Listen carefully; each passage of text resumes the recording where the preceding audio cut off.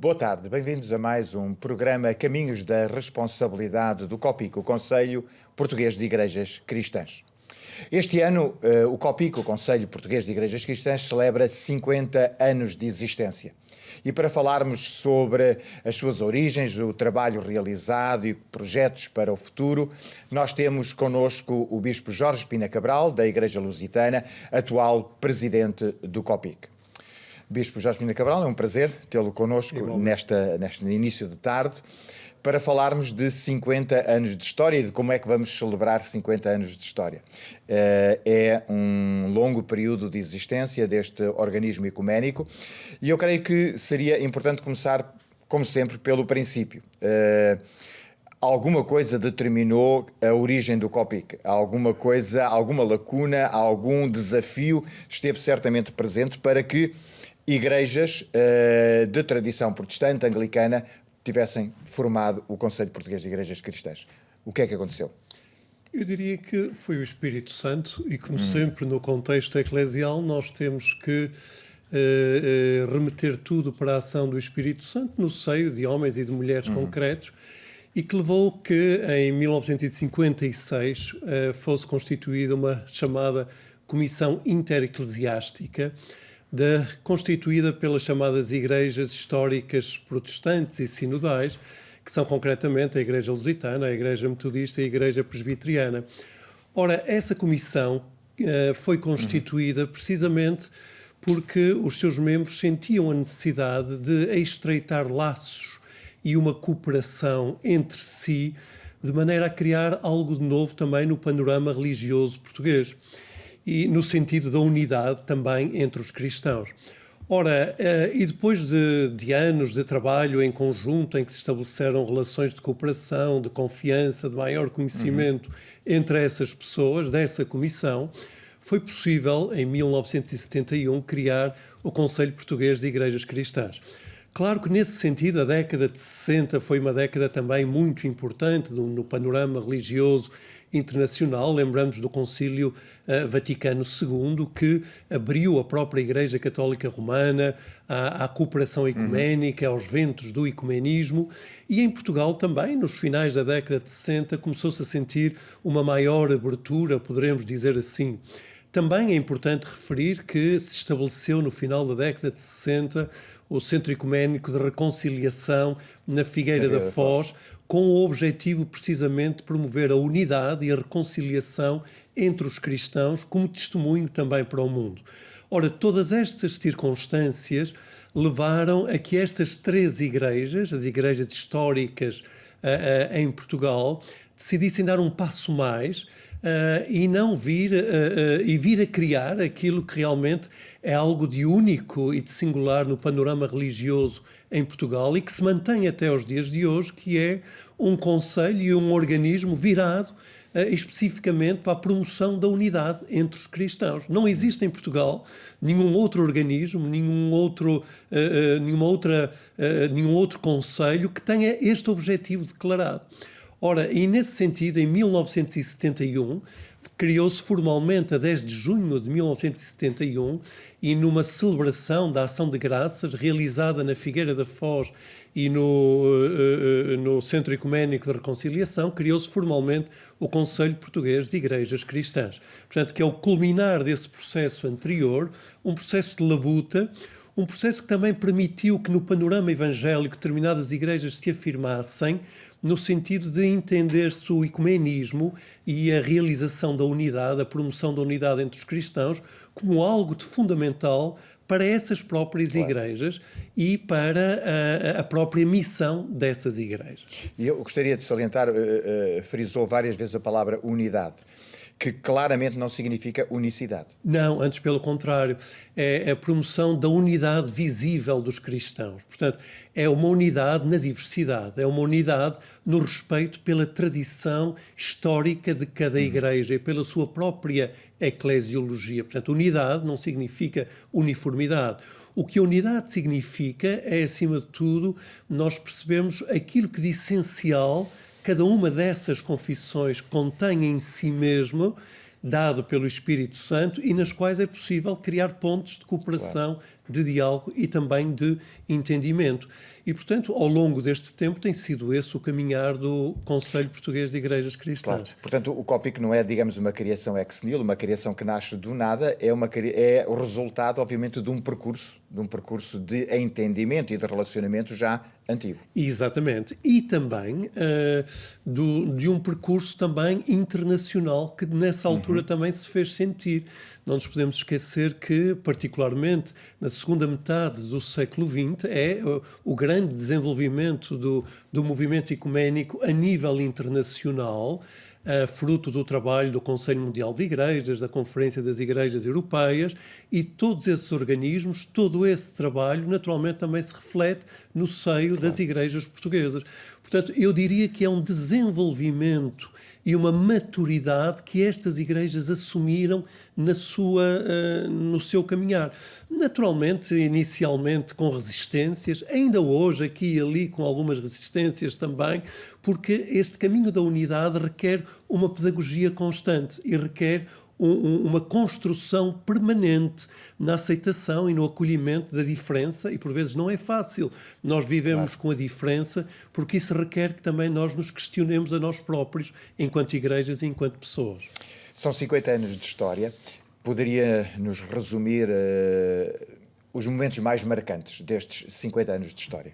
Sim, eu diria o momento marcante é a própria Constituição e, passado poucos anos, também a Revolução em Portugal.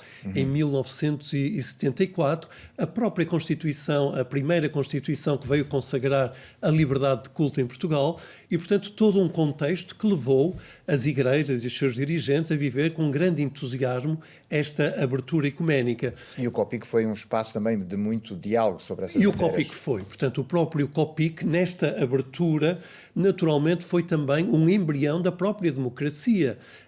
Os próprios dirigentes do COPIC e das igrejas envolveram-se na luta antifascista, envolveram-se na criação de espaços de diálogo entre sensibilidades diferentes, envolveram-se na maturidade da discussão política, cívica e religiosa também. Onde o Centro Ecuménico, a Reconciliação, mais uma vez, teve também naturalmente, papel, não é? E naturalmente, no Centro Ecuménico acolheu diversos encontros nacionais e internacionais já que perspectivavam a própria liberdade religiosa e pugnaram por isso. E, portanto, a primeira fase é essa, e as igrejas do COPIC também estiveram atentas às necessidades da sociedade portuguesa de então, nomeadamente até no acolhimento dos nossos retornados, dos portugueses que vieram das ex-colónias, e com apoios também estrangeiros e nacionais foi possível criar um significativo programa de apoio a famílias que vieram das ex-colónias para a sua integração social e educativa e também a criação de um programa muito importante de bolsas que permitiu a muitos jovens estudantes nacionais e também de outros países o progredir nos seus estudos e na sua própria consciência também religiosa.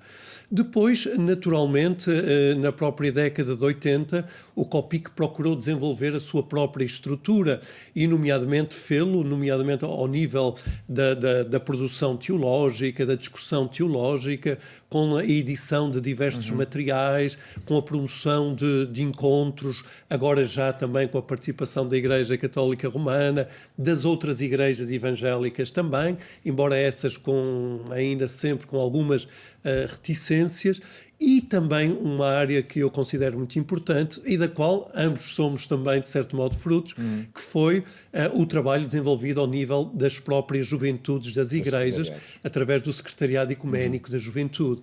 E o Secretariado Ecuménico da Juventude, que foi um espaço de encontro de jovens das diversas igrejas, promoveu o crescimento espiritual, humano e também cívico dos jovens das diversas igrejas e preparou uma geração, que é a geração que neste momento assume, digamos, a liderança dessas igrejas. E fê-lo também sempre nesta relação com o exterior e com organismos internacionais. E, portanto, o COPIC estruturou-se e na década de 80 e particularmente no início da década de 90 estabeleceu formalmente relações de diálogo e de cooperação com a Conferência Episcopal Portuguesa da Igreja Católica Romana. Então, abriu-se aí também uma nova fase, uma fase de cooperação com a Igreja Católica Romana, através do diálogo, através de encontros regulares, que eu considero que foi também um marco muito significativo, que veio depois a dar mais tarde fruto, nomeadamente com a assinatura conjunta da declaração do reconhecimento do batismo que é praticado nas diversas igrejas em Portugal.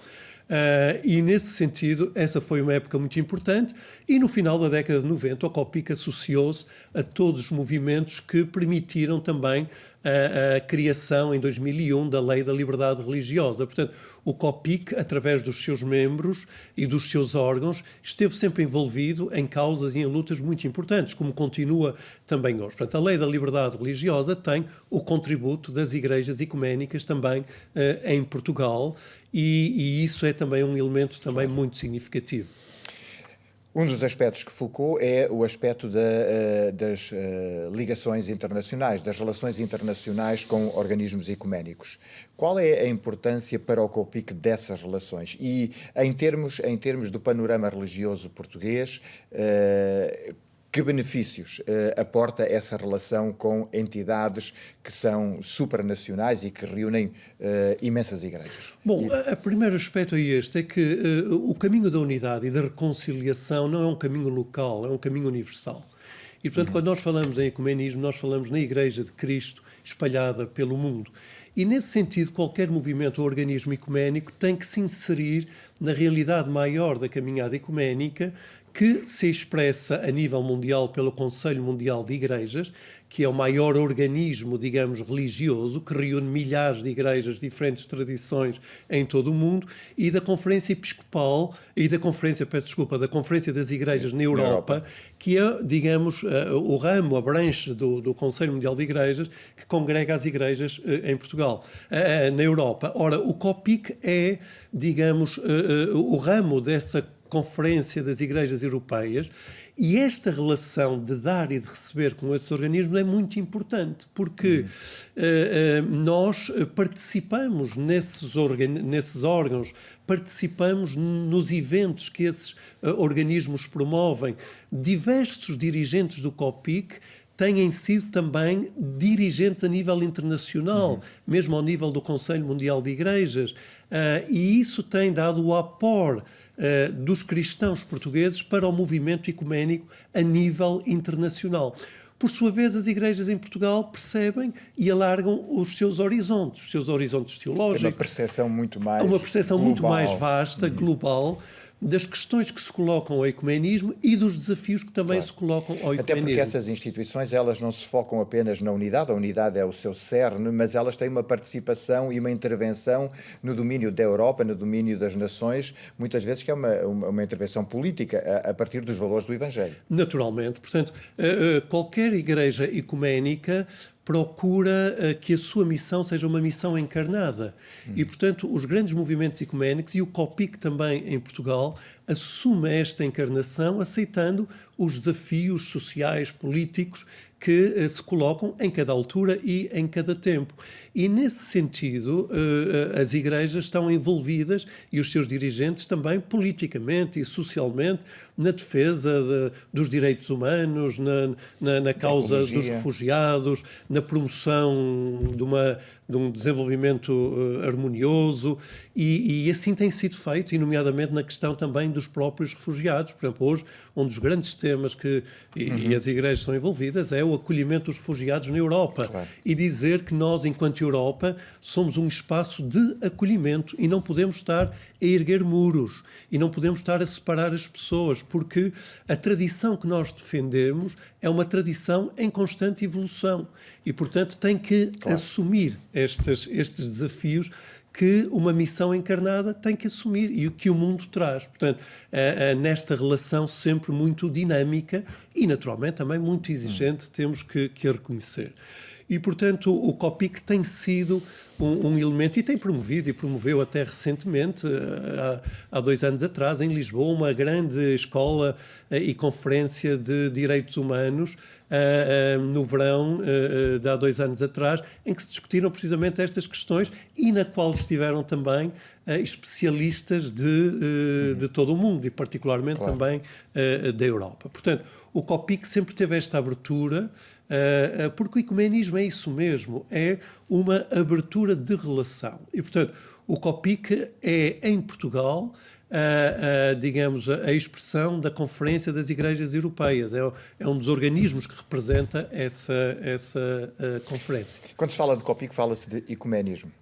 Eu não vou dizer que é uma crítica que se aponta, mas é um apontamento que se faz muitas vezes ao COPIC, é de que o COPIC é tudo acerca do ecumenismo. Vê isso como uma crítica ou vê isso como um elogio?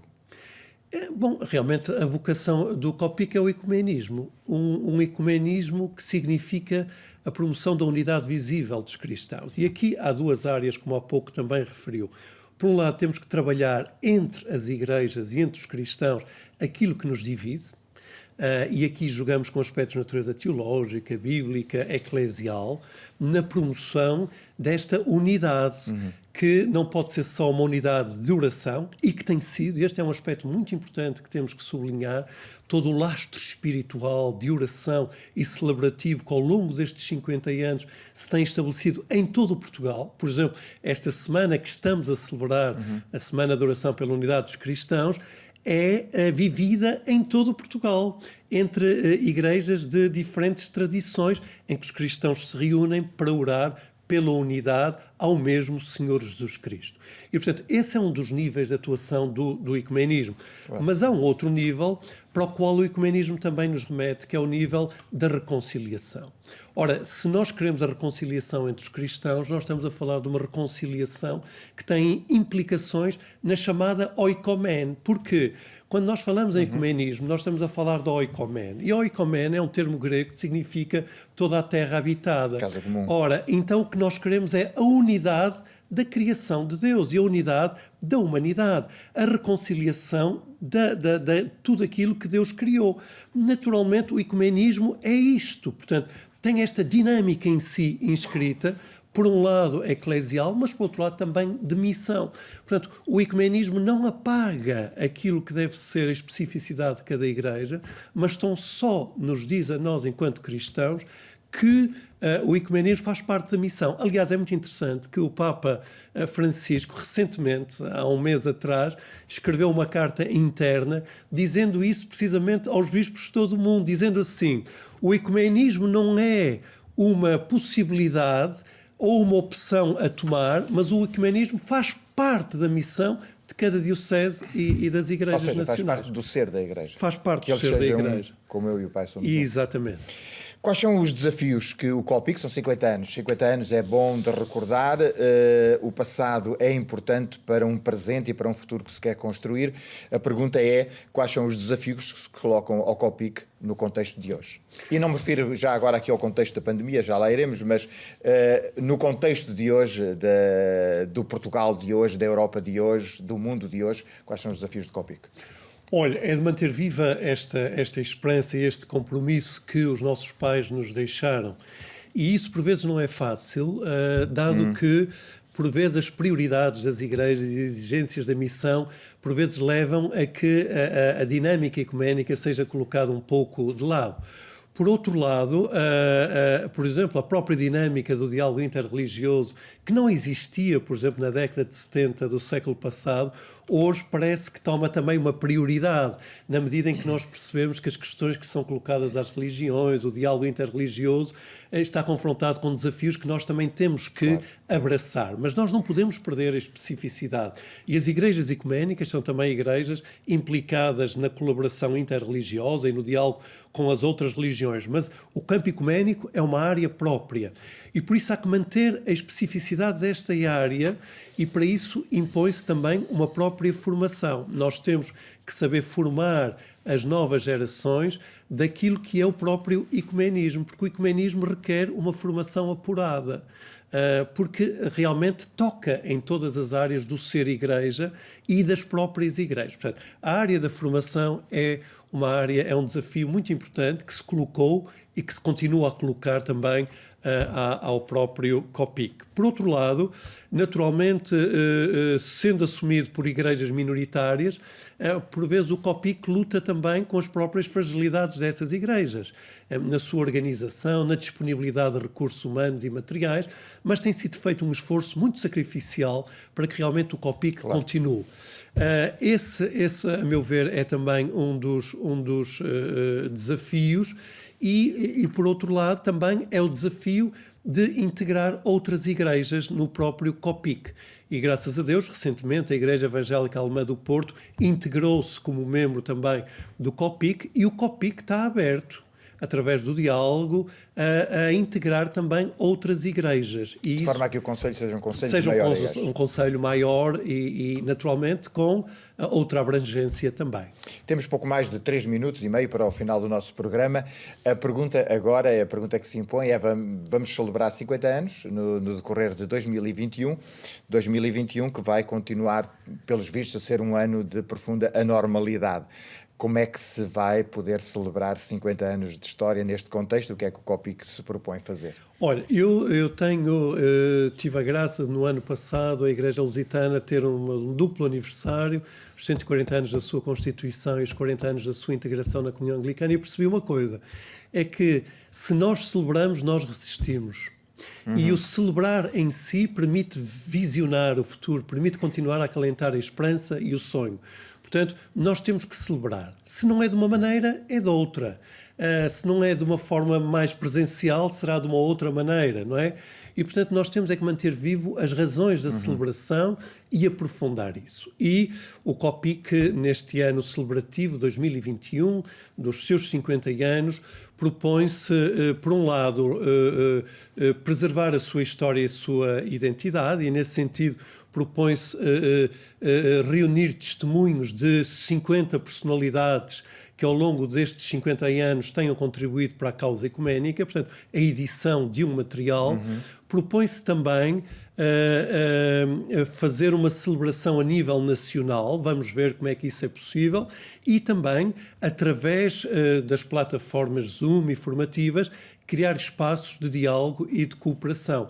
Portanto, o COPIC vai criar este sentido celebrativo, adaptando-se naturalmente à circunstância que está a viver. Porque o COPIC celebrando está também a assegurar o seu futuro. E o passado do COPIC é único e singular na história religiosa em Portugal e, portanto, tem que ser preservado e, percebendo nós as nossas raízes, nós estamos também a projetar o nosso futuro. Portanto, esse é um aspecto que consideramos muito importante e, naturalmente, vamos alargá-lo e até, posso dizer, esperamos que, fruto da colaboração com outros organismos, quer do lado católico romano, quer também da própria Aliança Evangélica, possamos celebrar através da edição de um roteiro verde que nos remete para as questões da ecoteologia, propondo às igrejas e às comunidades em Portugal e aos cristãos uma prática de vida sustentável com os desafios que hoje se colocam ao nível da criação. Portanto, também estamos empenhados a que neste ano seja criado para as igrejas em Portugal um roteiro verde. E isso, naturalmente, nós queremos também integrar nos 50 anos do COPIC. Muito bem. Bispo Jorge Pinto Cabral, foi um prazer, o nosso tempo chega ao fim, mas nós vamos acompanhar com interesse estes 50 anos e vamos dando informação certamente de tudo aquilo que vai acontecer. O nosso programa chegou ao fim, nós voltaremos a estar convosco em breve e o nosso desejo, particularmente neste início de ano, é o de sempre. Fiquem bem, fiquem com Deus.